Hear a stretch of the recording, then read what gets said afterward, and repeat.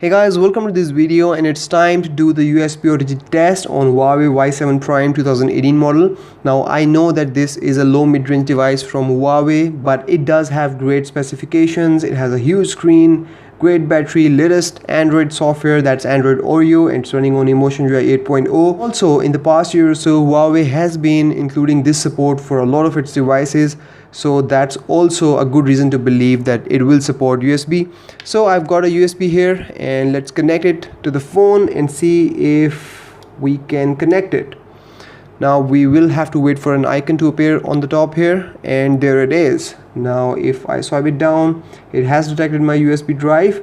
So let's go in files here, and there you go. If I go in USB drive, I can see all my content here. So it does support USB OTG, so that's big thumbs up from me to Huawei. They're doing a great job at it, and including all these great features and making even their low mid-range devices valuable.